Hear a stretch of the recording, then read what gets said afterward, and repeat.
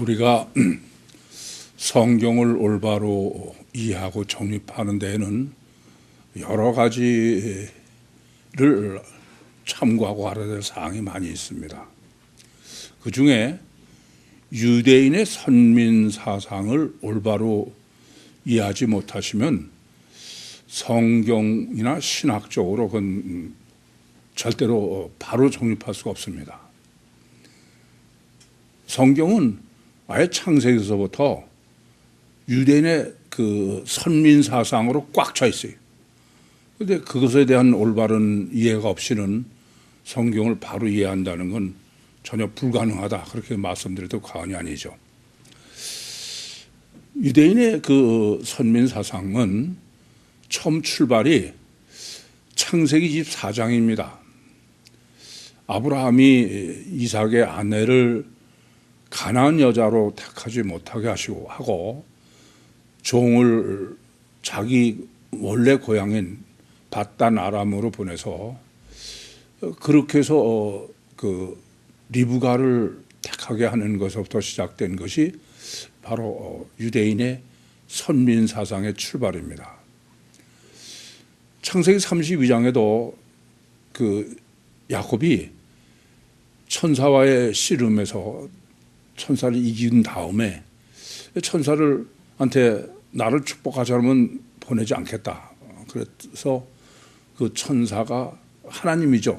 야곱을 축복한 것이 내 이름을 이제부터는 야곱이라 하지 아니하고 이스라엘이라 하리라. 그래서 이스라엘의 신학이 시작되는 거죠. 바로 그 다음 장인 33장에 이 사실을 더 명확하게 알 수 있는데 그 야곱의 딸인 디나를 그 세겜의 하몰의 아들이 강간을 해서 그렇게 해서 그 문제가 생겼는데 그때 야곱의 그 시므온과 레위 아들들이 할례를 구실로 해가지고 그렇게 해서 세겜 사람들을 다 싹 죽여버린. 왜 그랬냐? 그게 바로 자기들 거룩한 선민인 이스라엘 민족을 욕되게 했다.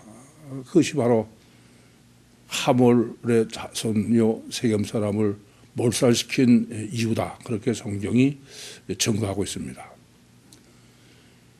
더군다나 하나님께서 이스라엘 사람을 애굽에서 출애굽시키셔서 홍해로 이제 애굽 사람과 이스라엘 사람을 구별을 하셨는데 이건 뭐 절대적인 선민 사상의 신학적 근거다. 그렇게 말씀드릴 수 있습니다.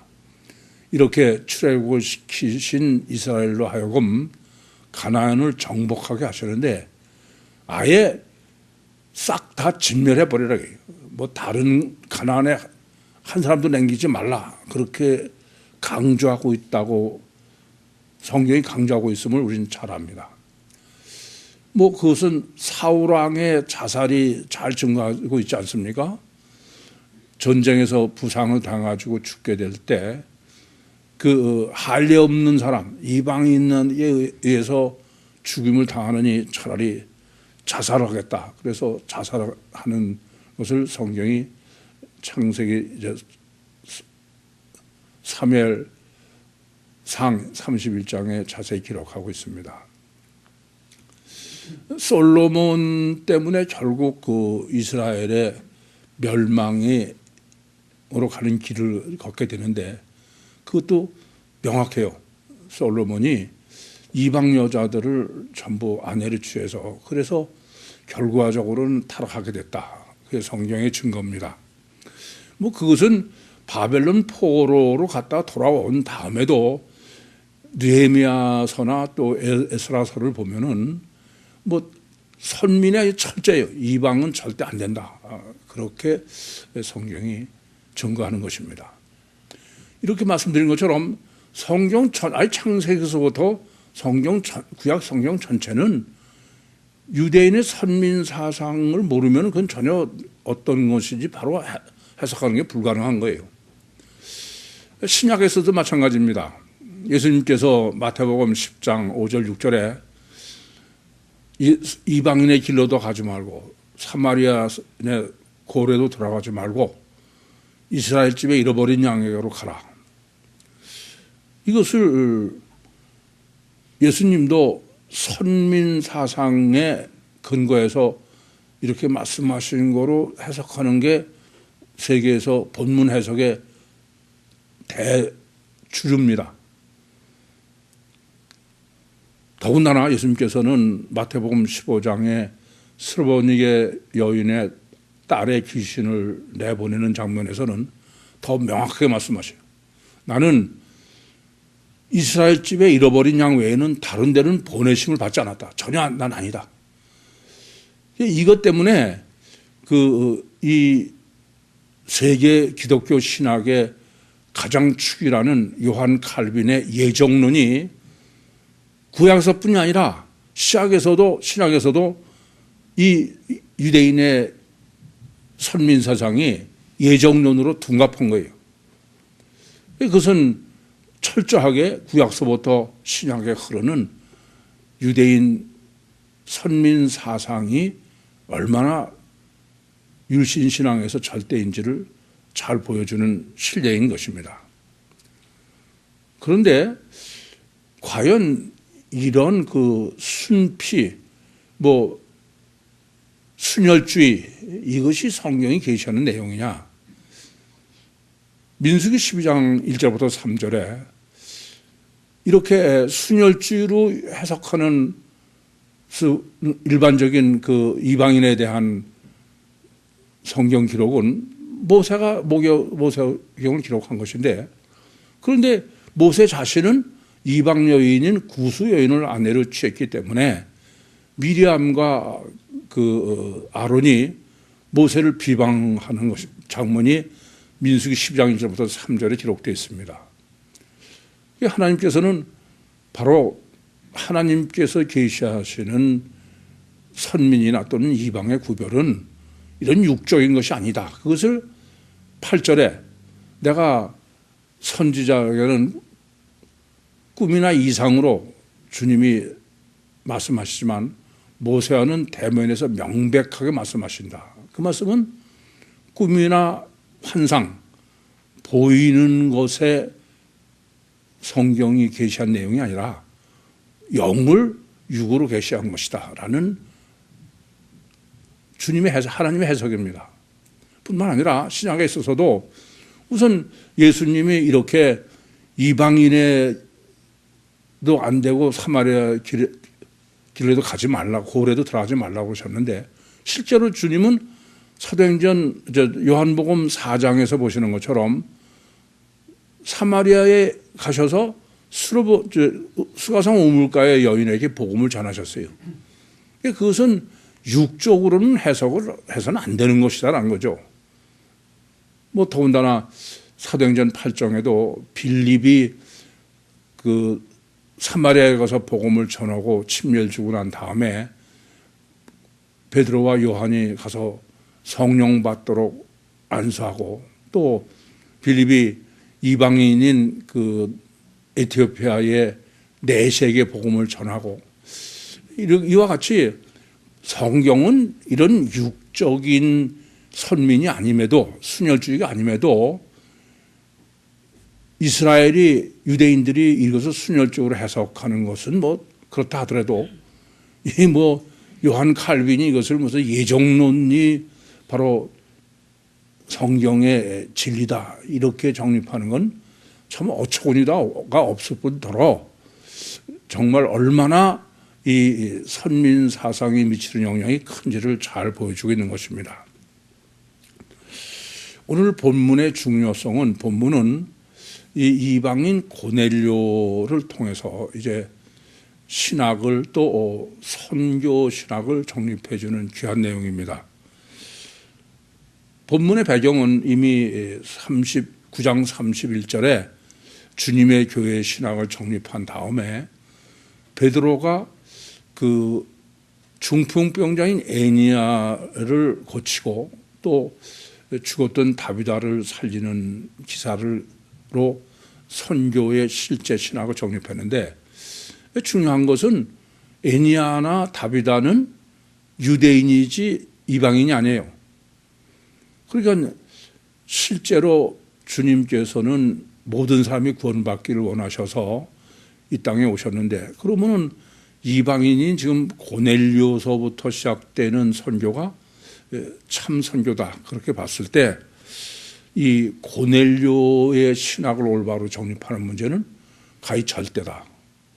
우선 본문을 바로 여러분이 정립하시기 위해서는 고넬료와 베드로를 대비시킨다. 지금 물론 베드로는 요 다음 단락입니다만은 본문을 해석하심에 있어서도 다음 단락을 참고하셔서 고넬료를 해석하셔야 된다. 우선 이렇게 이해하셔야 되겠습니다. 지금 1절은 이제 10장 48절까지의 이제 시작이에요. 첫 단추입니다. 항상 강조해 말씀드린 것처럼. 그런데 본문은 고넬료를 보통 강조하는 게 아니에요.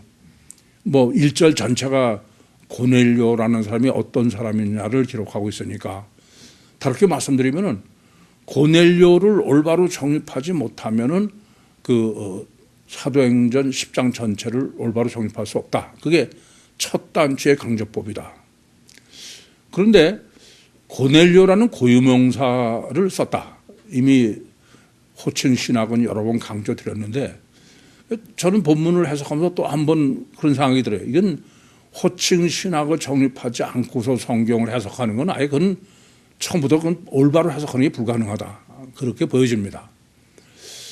이 지금 본문에서 고넬료라는 사람의 호칭으로 강조하는 것은 뭘 보시면 알 수 있냐면은 그 마태복음 8장에 예수님께서 이제 7장 산상복음을 마치시고서 내려오셔서 첫 번째로 문둥병을 고쳐주시고, 그 두 번째로 백부장이에요.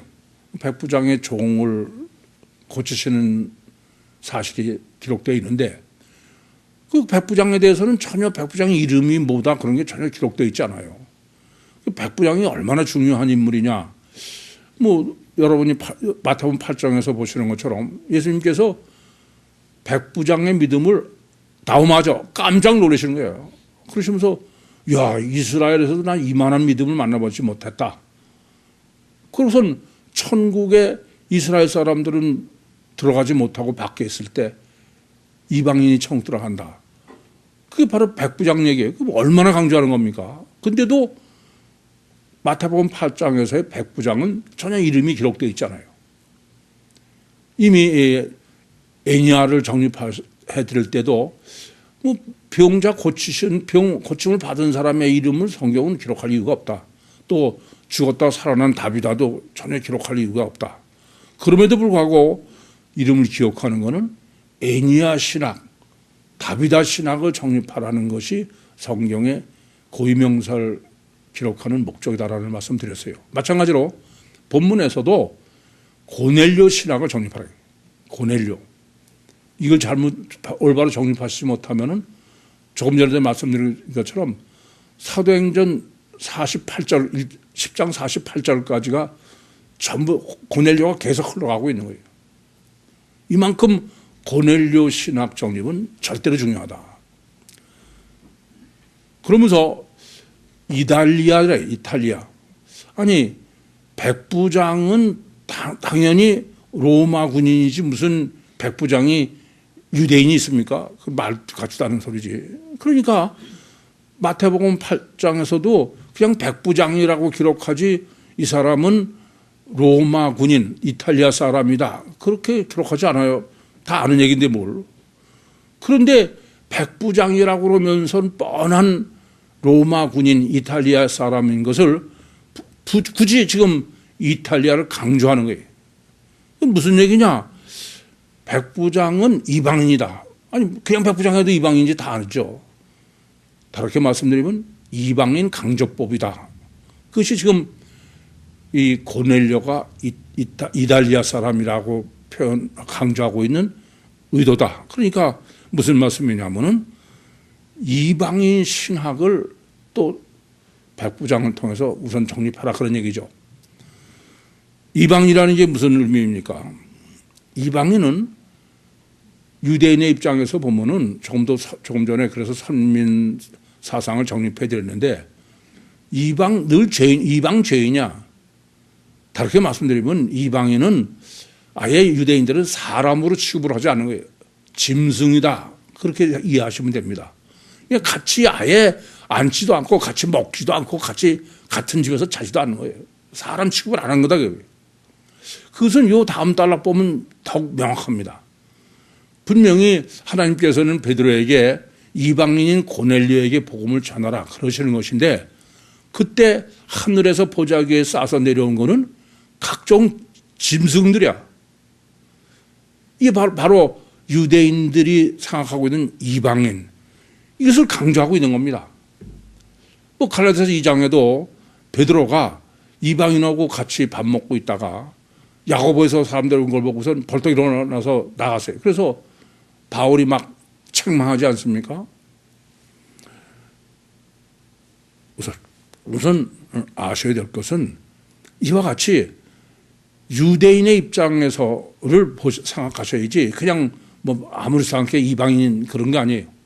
이방인은 유대인 입장에서는 아예 사람으로 여기지 않을 정도로 짐승으로 여길 정도로 그래서 아예 사마리아 사람들 잡종이다 그래서 그냥 상종을 안 알아들은 거 아닙니까? 이 사실은 마태복음 7장 6절이 가장 잘 표현하고 있다고 생각돼. 주님께서 거룩한 것을 개에게 주지 말라고 해요. 진주를 돼지 발 앞에 던지지 말라고 해요. 밟고 돌이켜 너를 상할까 염려하라고 해요. 개, 돼지가 뭐예요? 거룩한 거, 복음을 개, 돼지, 이방인에게 전하지 말라고 해요. 이 사실을만 바로 이해해도 무슨 기독교가 뭐, 복음을 이방인에 전해야 된다고 그런 미친 소리 안 해. 이렇게 본문은 우선 고넬료 강조뿐 아니라 이방인 강조다. 세 번째는 군인 강조야. 아니 지금 이달리아 대라는 군대의 백부장이 되게. 백부장이 군인이지 무슨 평민이 어디 있어. 민간인 군인 백부장이 어디 있어요. 그러니까 로마의 군인이라는 건 뭐 굳이 말 안 해도 돼. 근데 똑같이 군인 강조법이야. 군인 강조법을 정립해야 된다. 고넬료 신학 정립에는. 이 점을 잊지 마셔야 돼. 또 말씀드리지만 마태복음 8장에서 백부장을 말씀하시면서 백부장은 무슨 군인이다. 그런 말 안 하잖아요. 다 뻔히 하는 얘기인데. 아는 얘기를 군인이라는 건 엄청난 강조법이다 이겁니다. 그럼 군인 강조법에 군인 신학을 정립하라는 얘기죠. 군이라는 것은 어떤 의미를 갖고 있습니까? 군인은 오직 죽느냐 사느냐야. 육신을 죽이고 내가 사느냐, 내가 육신이 죽느냐. 그게 전부예요. 그래서 군인이라는 것은 죽느냐, 육체에 죽느냐 사느냐가 절대의 군인의 의미고 군인은 현재의 결과만 중요해. 그러니까 현재 결과가 어떠냐가 모든 거지 수단과 방법, 군인은 수단과 방법을 가지지 않는다 이겁니다. 과정은 중요하지 않다 이게요. 지금은 뭐 그런 말을 잘 쓰지 않지만 뭐 우리 그 군사 정권 있을 때는 늘 군사 문화라는 말을 하지 않습니까? 군사 문화는 뭐가 문제냐? 군사 문화는 뭐 과정이 어떻게 됐든 간에 결과만. 지금 사실 본문은 그게 군사 문화만의 문제입니까? 어쨌든 지금 본문은 군인 강조법을 엄청 강조하고 있는 거야. 그건 뭐냐? 바로 군인이란 육만이 절대예요. 뭐 군인은 무슨 생각하냐 그런 아무 소용이 없어. 군대 가면 생각을 못하게 하는 거야. 괜히 쓸데없는 생각하면 안 돼. 오직 육만이 절대다. 두 번째는 가시적 결과만이 절대야. 그런 거지 무슨 과정이니 무슨 이유 그런 거 아무 소용 없어. 그게 지금 고넬료 신학이다. 그런데 이런 고넬료가 전 정말 납득이 안 될 정도야. 어떤 사람이냐면 경건하다는 거예요. You save my. 이 경건하다는 게 어떤 사람을 경건하다고 그럽니까? 그건 You save my도 헬라어도 마찬가지예요. 이것은 공경하는 마음. 그 마음에 중요한 것이 우선 첫째의 이 경건의 핵심이에요. 두 번째는 상당히 조심성, 상대방을 배려하는 거야. 이게 군인하고는 영 맞지 않는 얘기예요. 그것뿐이 아니에요. 이 경건의 의미는 아주 온유하고 겸손해요. 아니, 군인이 온유하고 겸손해서 전쟁에서 상대방에게 뭐 온유하고 겸손하게 양복을, 그런 일은 전혀 없어. 근데 군인으로서는 전혀 있을 수 없는 사람이 지금 이 고넬료다. 어떻게 하면 이런 사람이 가능할까? 이 사람은 경건하다는 것은 첫째는 이 점을 아셔야 돼요. 경건의 가치관을 가지고 있다고 해요. 사람은 가치관이 가장 절대인 문제인 것입니다. 이런 가치관을 가지고 있다고 해요. 다른 사람을 공경하는, 온유하고 겸손한, 모든 것에 상당히 남을 배려하고 조심성 있고, 이런 가치관을 가진 사람이고, 또 이런 가치관으로 실제로 사는 사람이다, 그런 의미가 됩니다. 그야말로 경거망동하거나 그러지 않다 이거죠. 신중하고. 하여튼 제가 보면 군인으로서는 전혀 해당되지 않는 요소를 지금 가지고 있는 게 지금 이 고넬료의 평가에 경건하다는 겁니다. 두 번째는 제가 더 놀라는 거는 온 집으로 더불어요. 온 집으로. 여러분은 아무렇지도 않게 읽을지 모르지만 이거 전혀 불가능한 얘기입니다.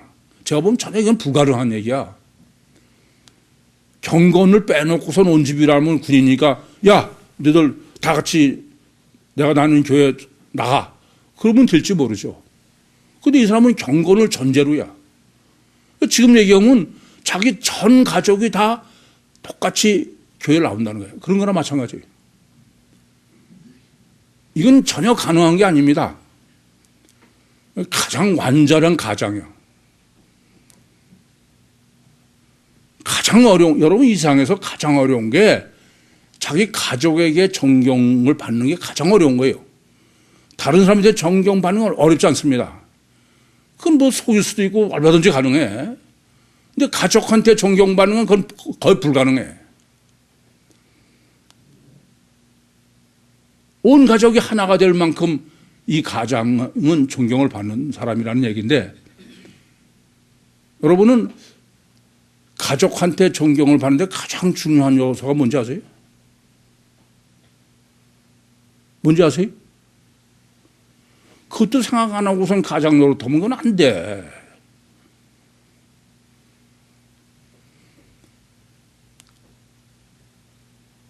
자기 가족한테 존경을 받는 가장은 절대 요소가 있어. 그건 진실해야 돼. 다른 사람한테 속을 수 있지만 가족한테는 안 통해, 그게. 가장 중요한 거예요. 이 점을 깊이 아셔야 돼.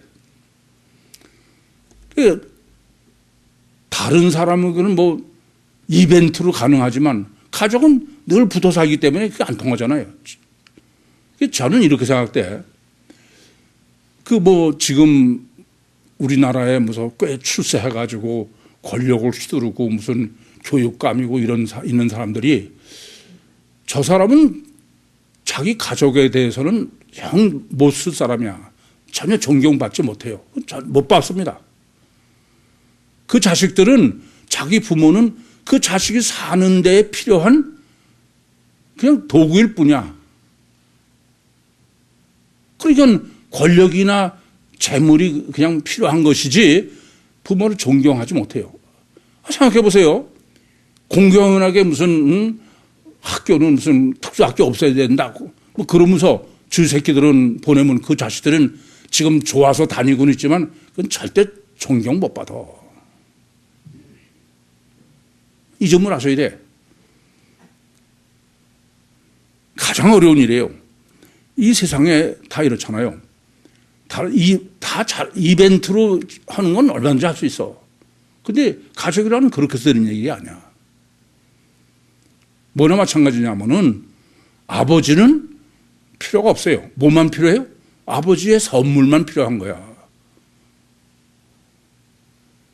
그건 그래서 내 자식한테 정말 내가 존경을 받는지 안 받는지 그건 깊이 생각하셔야 돼. 제가 여러 번 보면 그래. 고넬료 같은 사람 우리 교회 한 사람도 없어. 제가 한 사람도 없어. 자기 가족이 정말 진심에서 아버지가 그러니까 존경해서 그런 사람 없어요. 그냥 껍데기만 그게 무슨 자기를 존경하는 것처럼. 그러니까 늙으면 다 과세받고 그러는 거지. 어쨌든 저는 이 본문을 보면서 야, 참 고넬료라는 사람은 대단한 사람이다. 가장 제가 감탄하는 거는 온 식구가 이게 어떻게 가능할까. 더군다나 이방인이 전혀 다른 나라의 신앙을 전부 한 가족이 돼서 했다. 이 강조법을 보면 전 정말 놀라요. 뿐만 아니라 이 사람은 구제를 했다는 거예요. 그러니까 무슨 얘기냐면요. 자기 자신, 그러니까 자기 자신은 경건해서 뭐 우리나라 말에 수신자가 치국평천하라. 그런 사람이에요.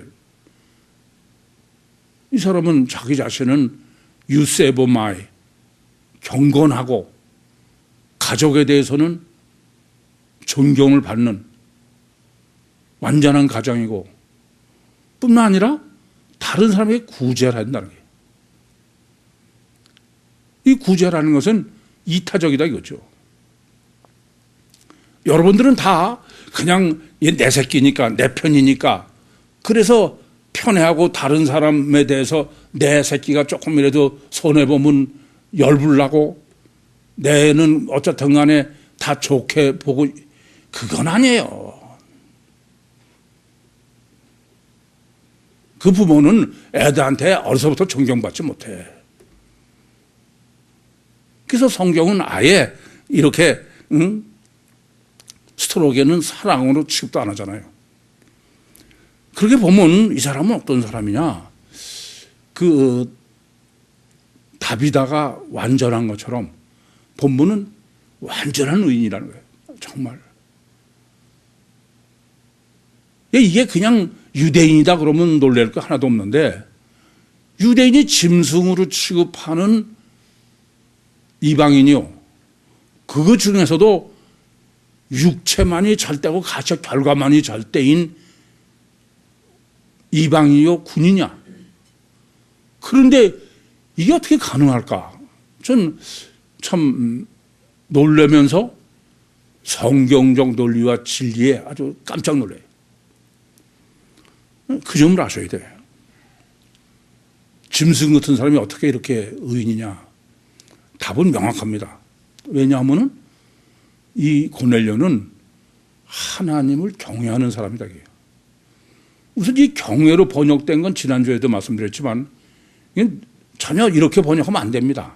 이거는 하나님을 실제로 믿느냐 관념이냐 그거에 대해서 전혀 생각 안 하는 사람이 하는 짓거리야.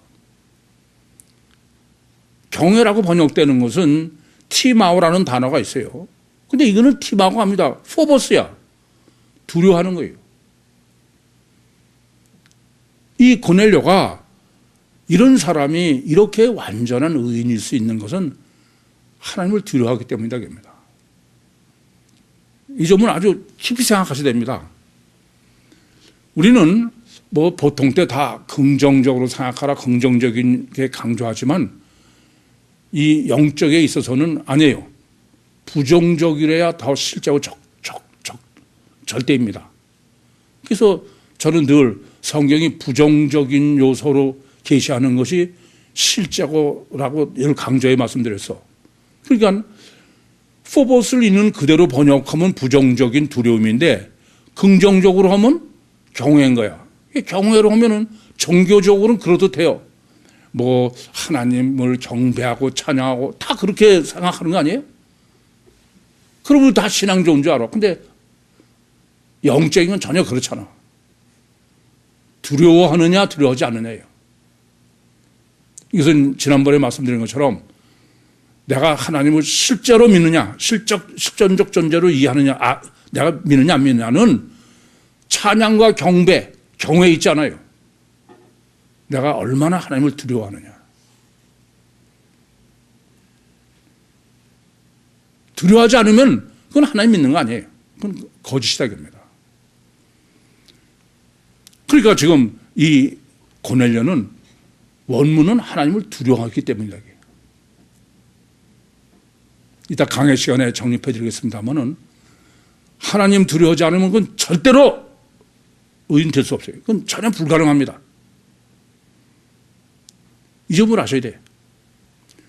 그 유신 종교는 성경은 하나님을 해야 된다는 건데 무슨 경외로 해서 얼른 보면은 유대의 교인들이 하나님을 얼마나 보기에는 두려워하는 것 같아서 경외하냐 이게요. 다 가짜예요. 회교들이 뭐 코를 땅에 대고선 하나님한테 기도하고 경배하는 거 다 가짜입니다. 기독교가 무슨 경배와 찬양 그래서 뭐 몇 시간씩 그러면 그거 아니에요. 실제는 내가 얼마나 하나님을 두려워하느냐.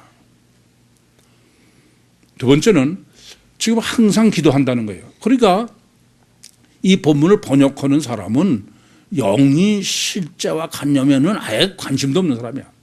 왜냐하면은 기도한다는 그 다음에 쭉 나오는 기도는 다 그 천사가 네 기도와 구제가 하나님께 상달했다 할 때의 기도는 프로스 슈코마입니다. 그건 맞아요. 기도예요. 그런데 본문은 대오야. 대오라는 것은 강제하다 이런 의미를 포함해서 둘을 하나에 묶어놓은 거예요. 하나를 잡아 매는 걸 대오라고 그래요. 이게 항상 하나님을 대오했다는 거예요. 그게 무슨 의미예요? 늘 하나님과 동행했다 그야. 에녹이나 노아 같은 사람이다 그런 의미입니다. 그러니까 하나님을 실존적 존재로 실제로 인식하고 늘 하나님과 실제로 늘 같이 동행했다 그야. 이게 지금 고넬료예요.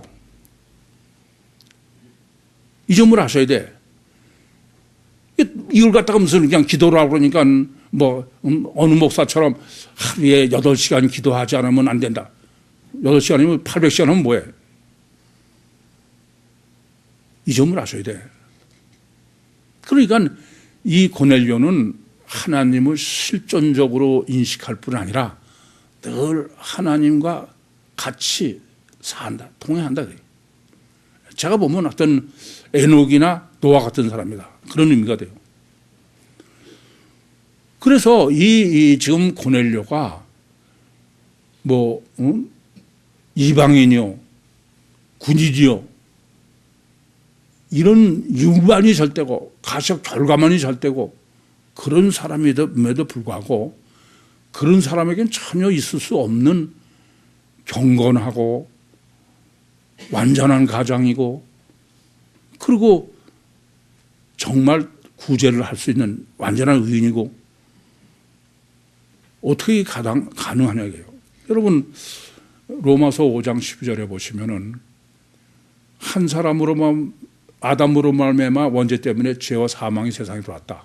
그래서 인간은 누구도 절대로 선하고 의로울 수 없다 이게요. 로마서 3장 10절에서 12절이에요.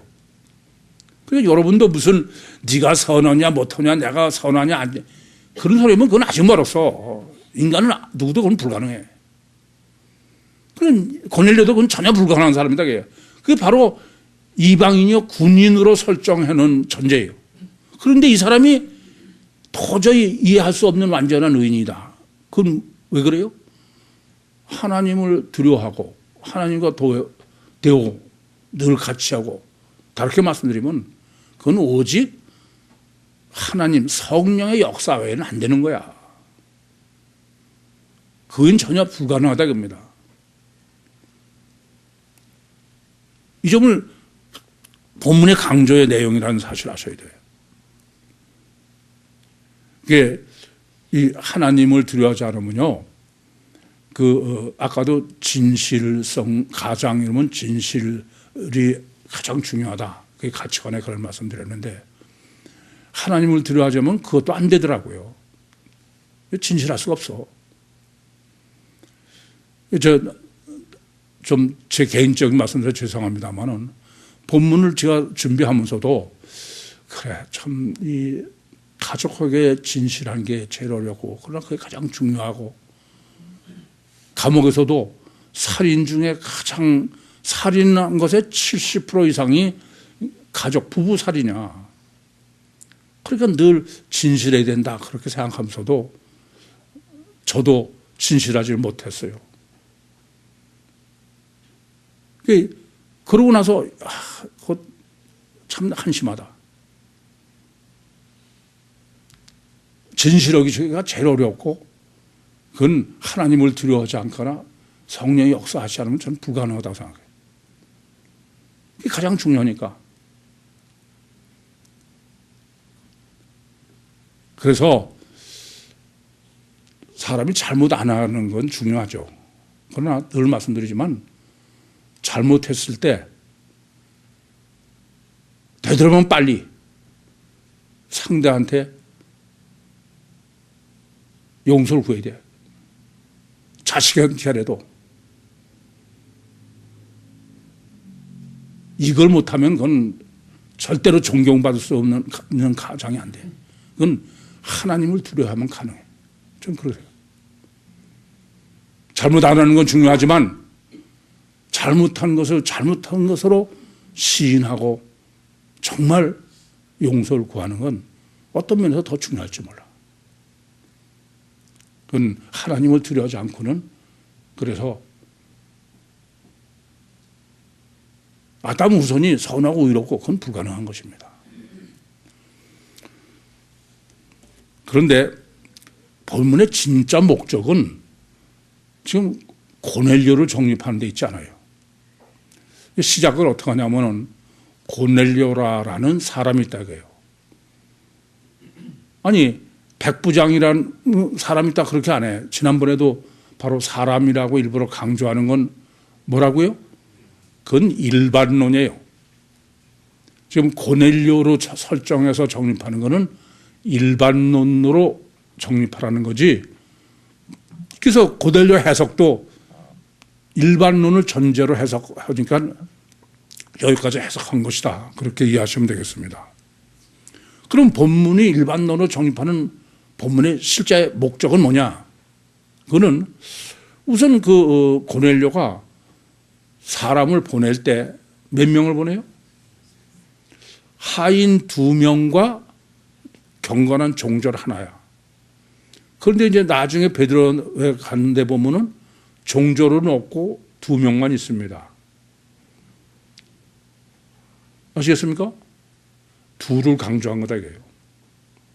두 번째는 지금 32절부터 사도행전 9장 끝까지는 베드로는 호칭이 항상 베드로야. 그런데 본문은 베드로라는 시몬. 더 중요한 게 있어요. 제가 지난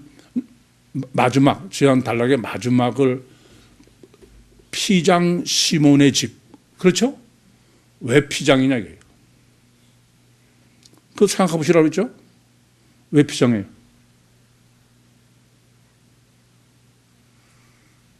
네? 왜 피장을 계속 강조하나 이게요. 지난 단락에서 피장으로 끝내고 지금도 또 피장이야. 왜 그러냐 이게요. 그거를 하나님 말씀을 해석하면서 그건 피장을 이렇게 앞으로 두래. 피장이 뭐예요? 가죽쟁이에요. 가죽쟁이. 동물의 껍데기. 피장으로 얘기하려는 핵심은 할례, 무할례냐 할례냐. 이해됩니까? 할례가 뭐예요? 양피를 베는 거 아닙니까? 지금 본문의 목적은 이중체 신학이야. 두 명을 강조하고 베드로와 시몬이고 피장 시몬의 집. 가장 이것을 확실하게 여러분들이 알아야 될 것이 강조하겠는 게 피장인 거예요. 피장은 뭘로요? 창세기 17장에 할례, 무할례와 할례. 가죽 속에 있다. 그거는 무할례다. 이중체다. 이게요. 본문이 정립하는 일반론은 인간은 아담 우선은 겉사람은 뱃세인 육체 우선이요. 가식 결과만이 절대요. 철저하게 이기적이고 자기중심적이요. 마귀의 기름을 부음 받은 그게 지금 군인으로 설정해 놓은 거야. 근데 그 속에는 주체인 초월적 영이 있어요. 그래서 우선 이 고넬료로 정립하는 것은 첫째는 이렇게 이중체인 인간의 육체 우선이요 가시적 결과는 절대다. 이것을 가장 이 유교 가시적 결과가 절대다. 그것을 강조하고 설정하려 하는 게 지금 고넬료 신학이다. 그 점을 아셔야 돼. 그러느라고 일부러 이방인 이달리아, 군인 고넬료 이렇게 강조하고 있는 거예요. 그럼 뭐 철저하게 육만이 절대요. 가시적 결과만이 절대고 아예 수단과 방법도 가리지 않고 과정도 필요 없고 더 이상 어떻게 육을 절대로 강조하냐. 그리고 피장입니다. 피장. 가죽. 다르게 말씀드리면 인간은 육체 우선이요. 가시적 결과만이 절대요. 자기중심이요. 마귀의 기름 부음 받은 요게 지금 군인 고넬료. 이건 불가항력적이다 이게. 내가 무슨 의지 가지고 어떻게 바꾸거나 그건 전혀 불가능하다 이게. 이 성경은요. 아예 처음부터 인간 이중체 신학을 뭐 창조 때는 말할 것도 없거니와 조금 전에도 말씀드렸지만 창세기 10장의 할례 신학도 이중체 신학 정립하지 않고는 그건 할례는 그냥 할례 그거로만 예식만 치르는 거지. 가장 제가 본 이중체 신학을 가장 완벽하게 계시한 게 사람을 무할례로 창조해 놓으시고선 할례를 받게 하는 거예요. 껍데기는 그거는 절대지만 그건 죽어야 된다. 그래야 주체인 귀두가 사는 거다. 그런 얘기입니다. 두 번째는 이렇게 육체 우선이요 가시적 결과 절대인 이 고넬료가 하나님을 두려워하는 거예요. 하나님을 실제로 여기는 거예요. 또 하나님과 늘 붙어 같이 지내는 거예요. 이것도 불가항력적이다. 영적 본능.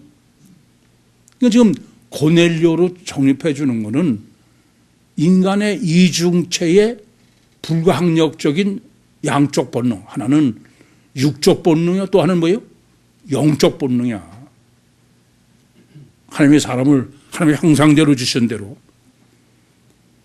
그러니까 이것을 뭐 인위적으로 어떻게 바꿀 수 있는 게 아니다. 겁니다.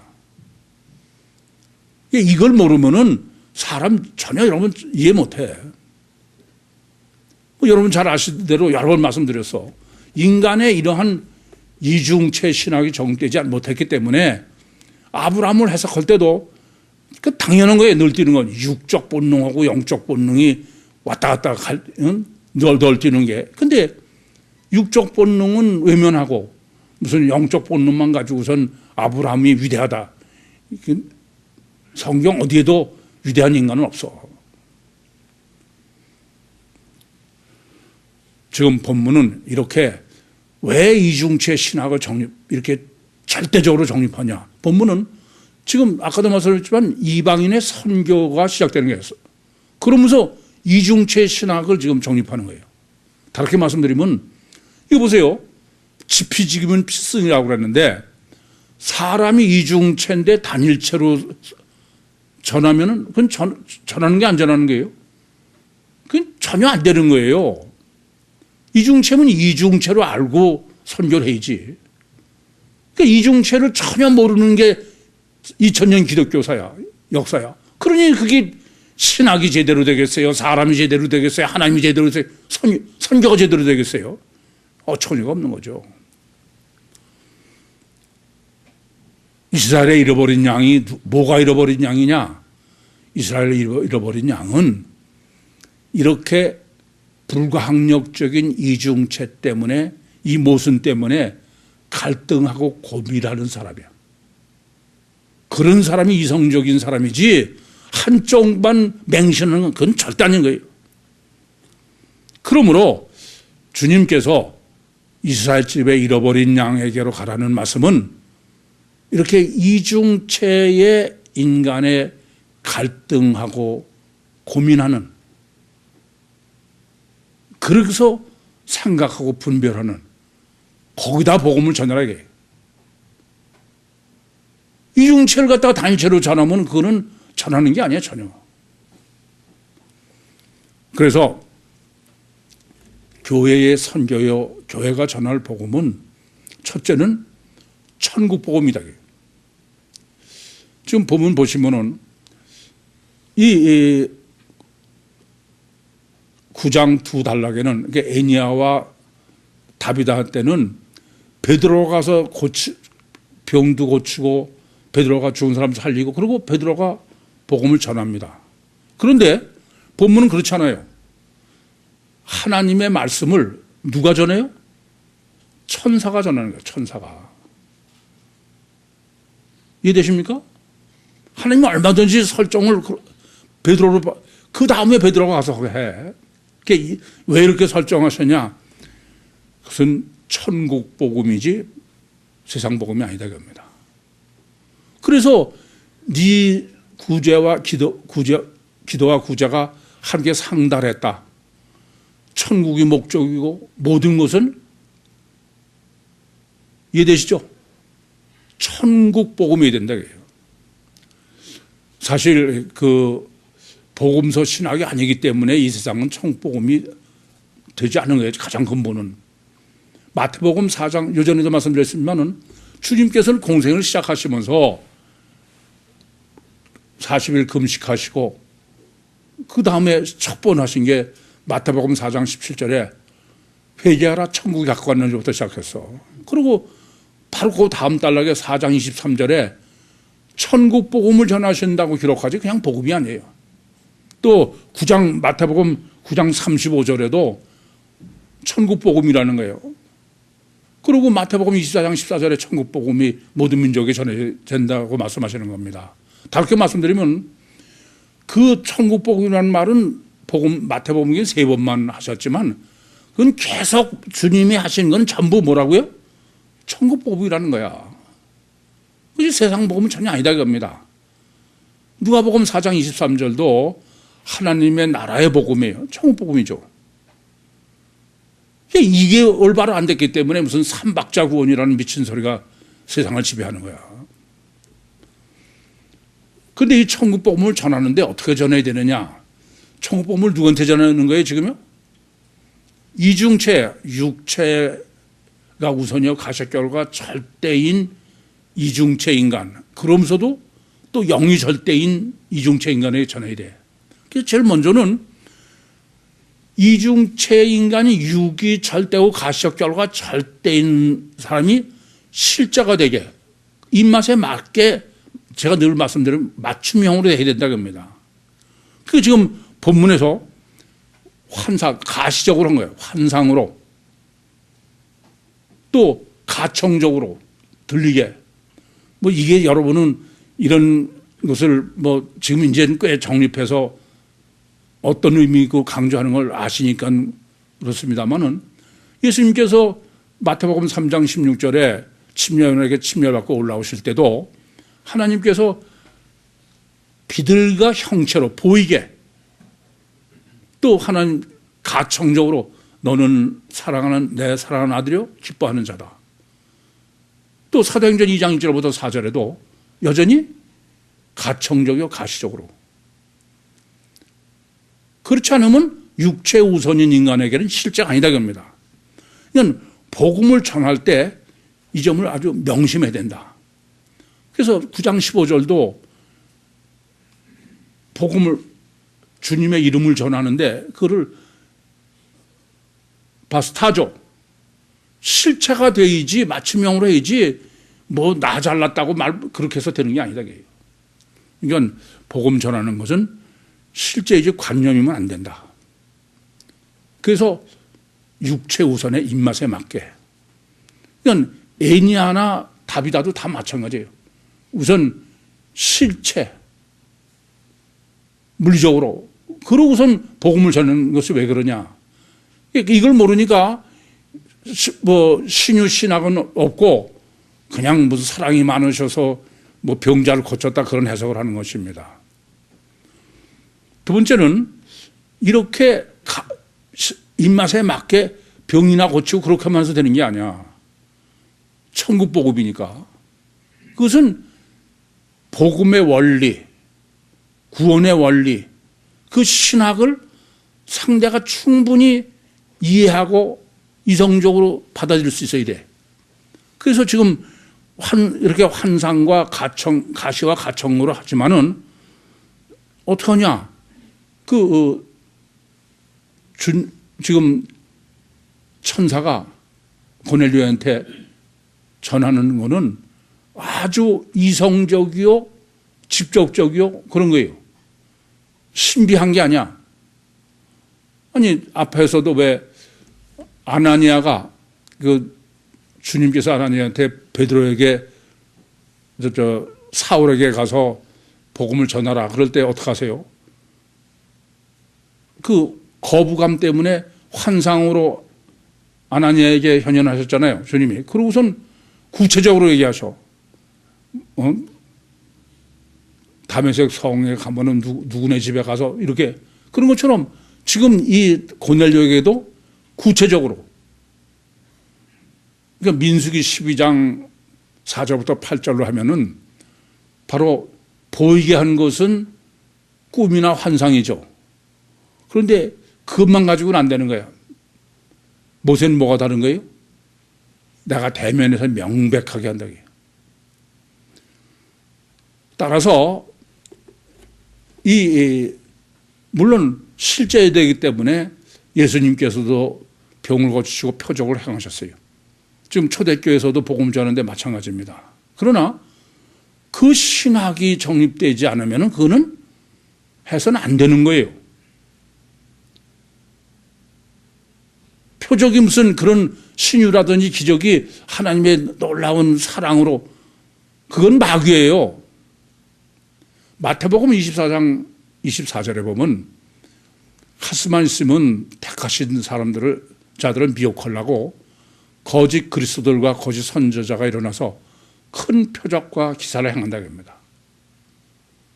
큰 표적과 기사를 행하는 것까지는 좋아. 그건 반드시 뭐가 따라야 돼요? 신학이 따라야 돼. 그렇지 않으면 그건 우상이 되는 거야. 능력이 좋으면 다 금송아지가 되는 겁니다. 따라서 천국 복음을 전하는 거는 이렇게 실제여야 돼. 관념으로 해봐 이건 실제가 아니에요. 전혀 소용이 없어. 지금 이 고넬료로 천국 복음을 전하는 신학을 정립하는 이유가 뭐예요? 육체 우선이야 가시와 결과니까 입맛에 그건 실제해야 된다. 근데 그것만 가지고는 안 되는 거예요. 신학이요, 복음이요, 원리가. 아시겠어요?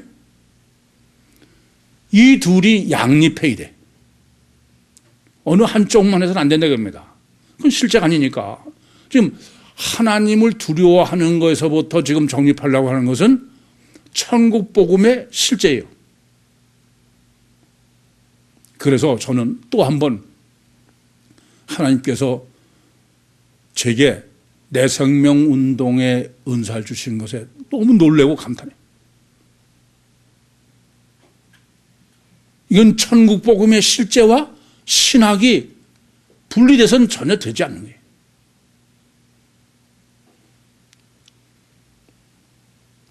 천국 복음은 한쪽만 가지고는 절대 안 되는 거예요. 여러분 들어서 뭐 깨닫고 그 소용없어. 이 점을 깊이 아시기 바랍니다. 그래서 또 말씀드리지만은 천국 복음의 의미로 주님의 이름을 전할 때 바스타저라는 거예요. 실제와 신학이 결합된. 그래서 주님이 찾는 사람은 이중체 신학, 이중체로 고민하는 사람이에요. 이중체 뭐 정립이 됐고 안 됐고는 더 좋죠. 근데 최소한도 인간은 본능적으로 갈등하고 고민하게 되어 있습니다. 왜냐하면 하나님께서 지금 이 고넬료로 정립해 주신 것처럼 불가항력적인 양적 요소를 가지고 있어. 육적 요소와 영적 요소를. 이것을 고민하고 갈등하고 그러지 않는 사람은 그 사람은 유실신앙은 불가능해. 그것을 주님께서는 이스라엘 집에 잃어버린 양이라고 그런 거예요. 뿐만 아니라 이렇게 갈등하되 하나님을 두려워해야 돼. 실제 일이. 하나님이 실제가 아니면은 그건 아무 소용 무슨 뭐 하는 거예요 그게. 내가 정말 하나님을 두려워하나. 열심으로 하나님 찬양하고 경배하고 그거 가지고 되는 게 아니에요. 가장 실제는 두려워하냐 이게요. 하나님을 두려워하면은 이것은 필연적으로 사람은 두려워하지 않아. 여러분 구약도 다 보세요. 어느 쪽을 네가 두려워하냐 이게요. 사람을 두려워하냐 하나님을 두려워하냐 이게요. 사람을 두려워하는 게 종교예요. 하나님을 두려워하는 게 신앙이고.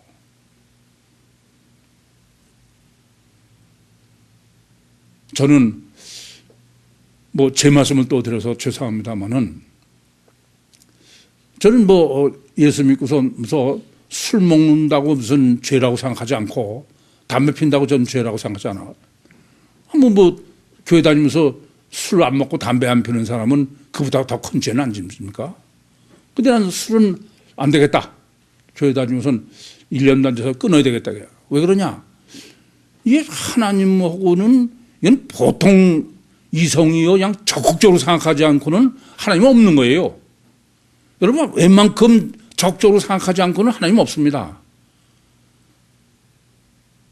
여러분 어디까지 생각하느냐? 모래 위에 집까지만 생각하는 거야. 근데 하나님은 반석까지 해야 돼. 그러면서 제가 이 술 먹으면 이게 이성이 이게 좀 문제가 있어. 안 되겠다. 하나님 안 믿으면 안 믿었지. 죄 때문에 계속 끊었어요. 두 번째는 담배는 왜 끊었냐? 저는 예배당에서 사람들 다 있는데 거기서도 담배 이렇게 필 수 있으면 전 담배 안 끊었어. 근데 담배 피우고 싶으면은 뭐 설교도 안 들어와. 그러니까 예배가 끝나자마자 어디 가서 아무도 안 본 데서 담배 피우고 한 모금 빨고 오는 거야. 생각해보니까 이건 안 되겠다. 내가 이제 보니까 사람을 더 두려워하는 거예요. 아니 안 보는 데 가서 담배 피우면 하나님 못 봐요? 이건 신앙이 아니다. 이게. 어느 게 더 두려운지 이게. 하나님을 두려워하는 것은 사람보다 어느 게 더 두려우냐. 육체를 죽이지 않으니까 하나님 두려워하는 게 아니야. 그러면서 이 고넬료는 항상 하나님과 동행했어. 이런 사람에게 왜 예수 믿는 게 필요하냐. 하나님은 이 사람은 예레미야서 31장 32절만대로 몸 밖에 계신 하나님과 항상 함께 있는 거야. 그건 완전하지 않아. 주님이 이 땅에 오신 것은 하나님이 우리 속에 들어오시려고. 삼일째 하나님을 보혜사 성령으로 우리 심령 속에 임마누엘에게 하시게, 그걸 전하는 것이 천국 복음이요. 그렇게 해서 임마누엘 한 사람은 자신이 하나님이 되는 거예요.